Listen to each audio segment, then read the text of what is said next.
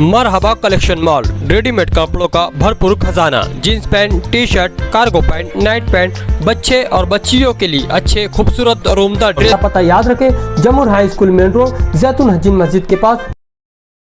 बारिश का मौसम शुरू, हफ्ते भर में तीसरी बारिश ने कॉरपोरेशन की साफ सफाई की पोल खोल दी।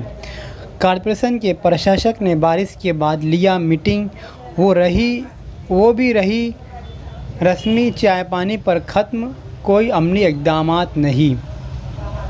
मालेगांव गुज़िश्ता एक हफ्ते में 3 मरतबा बारिश से मालेगांव शहर में जगह जगह गंदगी और कचरों का अंबार लगा हुआ है।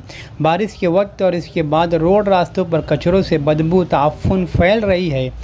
पहली बारिश के बाद कॉरपोरेशन के प्रशासक कमिश्नर रविंद्र जाधव ने एक मीटिंग मुनक़िद की, मगर वो मीटिंग भी रस्मी तौर पर रही, चाय पानी पर ख़त्म हुई और कोई अहम फैसले पर अमली इक़दामात नहीं किए गए।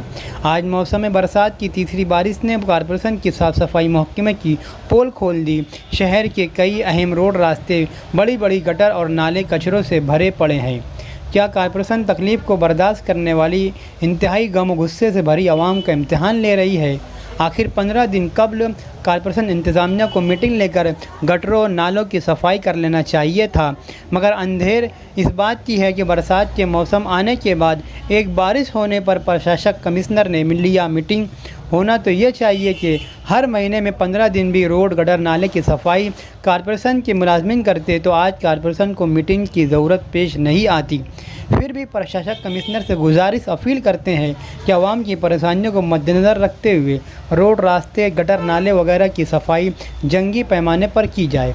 शहर में इन जमा कचरों गंदगी के अंबार से जहाँ एक तरफ राहगीरों सवारियों वगैरह को तकलीफ़ है, वहीं इसी तरह इन गंदगी बदबू से बीमारियां फैल रही है और क्लिनिक और हॉस्पिटल मरीज़ों से भरे हुए हैं। कॉरपोरेशन 600 करोड़ रुपए का बजट रखती है, इसे बहुत ही बेहतर तरीके से कॉरपोरेशन का सिस्टम चलाना चाहिए, मगर इससे कॉरपोरेशन शहरी को राहत देने से कासिर है।